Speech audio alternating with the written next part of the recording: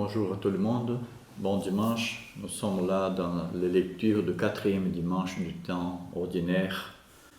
Et moi, j'ai toujours, mon réflexe de ces lectures, c'est toujours imaginer que celui qui a disposé ces lectures n'a pas du tout suivi une certaine logique de lecture, mais nous devons faire face à ce que nous avons là. La première lecture proposée du jour, c'est du prophète Jérémie, chapitre 1, justement le commencement du prophète Jérémie. Nous avons déjà immédiatement une dimension tout à fait claire de cette annonce de Dieu par les prophètes appelés, la vocation du prophète qui est adressée vers les nations. Les psaumes suivent son parcours, c'est un chant qui va suivre normalement les psaumes 70 ou 71, qui est simplement pour chanter la gloire de Dieu. Et la première lecture, la première lettre de Paul, deuxième lecture, aux Corinthiens, chapitre 12, la grande lecture, et jusqu'au chapitre 13, verset 13. Il va parler d'un thème typique pour la réalité du Corinthe, et nous finissons par l'évangile de Luc, qui va donner suite au chapitre 4, que déjà lu la dernière fois, on va continuer aujourd'hui.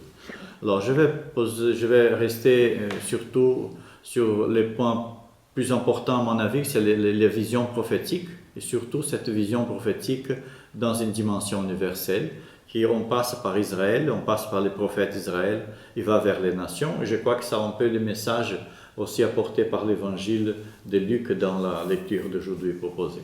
Alors Jérémie, c'est tout à fait intéressant de lire cette dimension de Jérémie, car il y a une conséquence immédiate sur la lecture aussi de Paul, la vocation de Paul. Jérémie lui-même apprend comme pour lui-même cette vocation universelle. En tant que prophète, il va dire d'abord que Dieu lui consacrait déjà avant de naître, avant même de te façonner dans les seins de ta mère, je te connaissais avant que tu viennes au jour, je t'ai consacré. Et alors pourquoi consacré?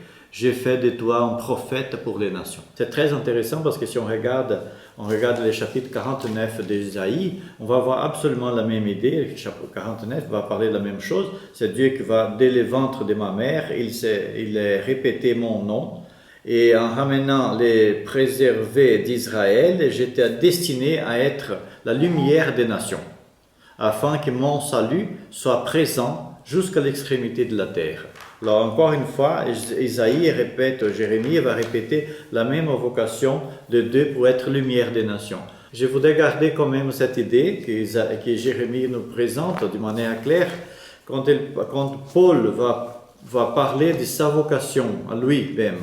Pas les descriptions que fait Luc de sa vocation, car Luc dans les Actes des Apôtres, dans le chapitre 9, dans le chapitre 22 et dans le chapitre 26, presque va répéter la même histoire pour raconter comment s'est passée la vocation de Paul, parce que c'est dans une démarche de recherche pour trouver une solution, ou alors justement va mettre en cause la question, la place des nations, parce qu'au fond, Paul va présenter comme celui qui cherchait une solution violente contre les nations qui étaient en contact avec Israël.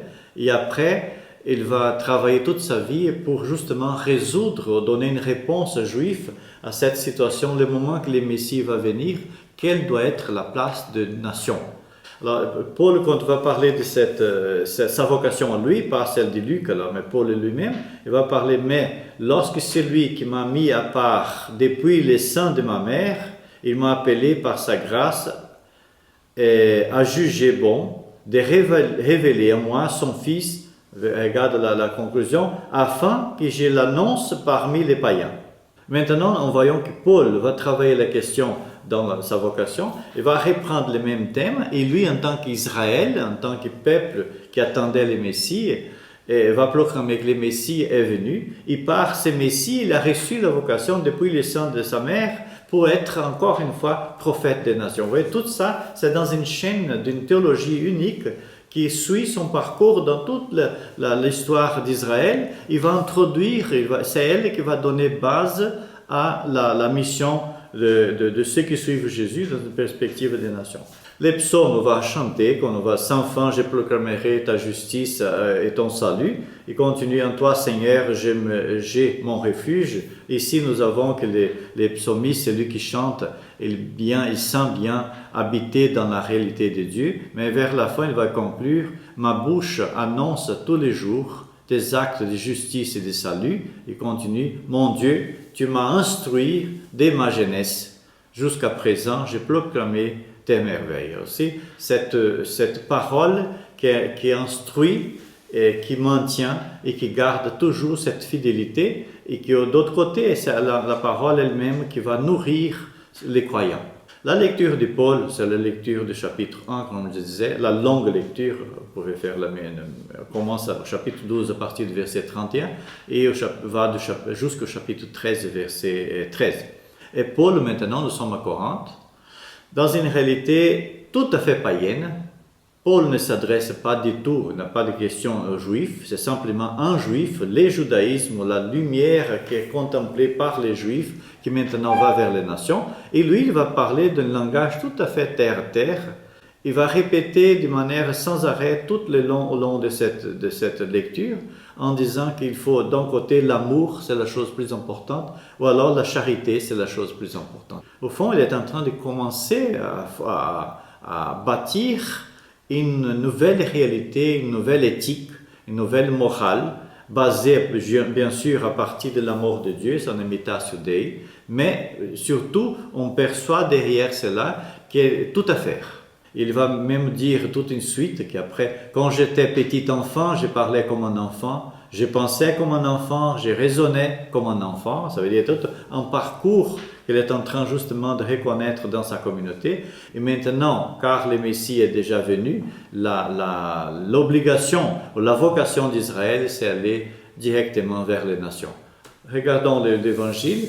L'Évangile, le chapitre alors 4, à partir du verset 21 de l'Évangile de Luc, va donner suite en disant, en ces temps-là, dans la synagogue de Nazareth, après la lecture du livre d'Ésaïe, on a vu, Jésus déclara, et ça c'est très intéressant, la lecture du livre d'Ésaïe, c'est justement la suite de lecture. On vient de finir la lecture de la Torah et on a maintenant la Haftara. Le gros problème, ça on ne va pas entrer maintenant, c'est de trouver une synagogue à l'époque de Jésus à Nazareth. Ça, nous ne pouvons pas dire, il n'y a pas moyen de dire qu'il existait une synagogue. Nous sommes dans une réalité autre. Dans la région de Nazareth, on va un judaïsme qui est très bien déjà établi dans la ville qui était la ville capitale, à 4 km de Nazareth, c'est la ville de Séphoris. Et là, on peut imaginer que les synagogues étaient connues dans cette région et peut-être on va attribuer cela. Je crois que la question, c'est que Jésus, la communauté qui suit Jésus va maintenant proclamer en lui l'accomplissement de l'annonce prophétique. Tout ce que les prophètes avaient annoncé, maintenant, c'est arrivé par la présence messianique, par Jésus en tant que Messie, Fils de Dieu, Dieu lui-même. Ils vont dire, tous lui rendaient témoignage et s'étonnaient des paroles de grâce qui sortaient de sa bouche. Et regardez ce qu'il disait, n'est-ce pas là les fils de Joseph? Ça veut dire, nous connaissons son père. L'histoire que Luc va raconter, qui est déjà racontée ici, les gens ne connaissaient pas tellement, ne pouvaient pas faire l'association entre les cas extraordinaires de sa naissance, car les gens vont dire, celui-là nous connaissons très bien, c'est le fils de Joseph qui est ici parmi nous. Mais c'est très intéressant, regardez un passage qui est justement dans ce même contexte, quand Jean va présenter ce type de problématiques ou de difficultés posées par les gens qui connaissaient Jésus, les gens qui étaient du côté de Galilée. Dans le chapitre 7, à partir du verset 40, il a une discussion dans l'évangile de Jean, et la question vient poser comme celle-là. Regardez bien, parmi les gens, la foule qui avait écouté ces paroles, les uns disaient, vraiment, voici les prophètes. C'est la question que nous sommes en train de voir. D'autres disaient, le Christ, c'est lui.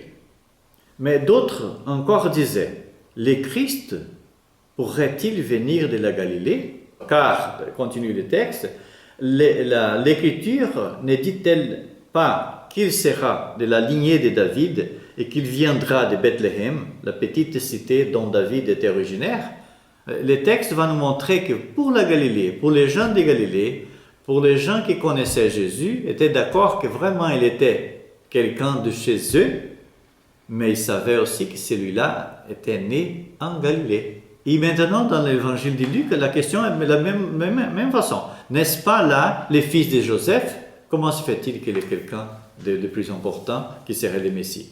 Mais Jésus, dans sa bouche, il va dire encore dans la suite en disant, en vérité, je vous dis, au temps du prophète Élie, il y avait une difficulté, il n'était pas résolu. Après, il va dire, au temps du prophète Élisée, il y avait aussi beaucoup de lépreux en Israël. Vous voyez, Jésus va entrer dans la lignée des prophètes.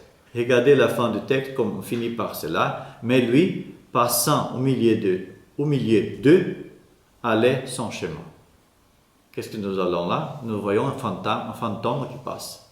C'est la réalité que Jésus passe entre les gens qui le cherchaient, ou cherchaient à le saisir. Ils n'arrivent pas à le toucher. Nous sommes justement dans Jésus, déjà une dimension du Jésus ressuscité. Mais ce prophétisme, il ne reste pas vieux dans la perspective de l'Ancien Testament par rapport au Nouveau. Au contraire, il est justement dans la suite des prophètes, soit Élie, soit Élisée, dans sa vocation qui est maintenant vers les nations. Je souhaite à chacun et chacune un bon dimanche et aussi que cette dimension prophétique qui couvre toute la dimension de l'histoire judéo-chrétienne soit toujours avec nous dans une dimension de toutes les lectures qui vont suivre l'année. Merci, bon dimanche.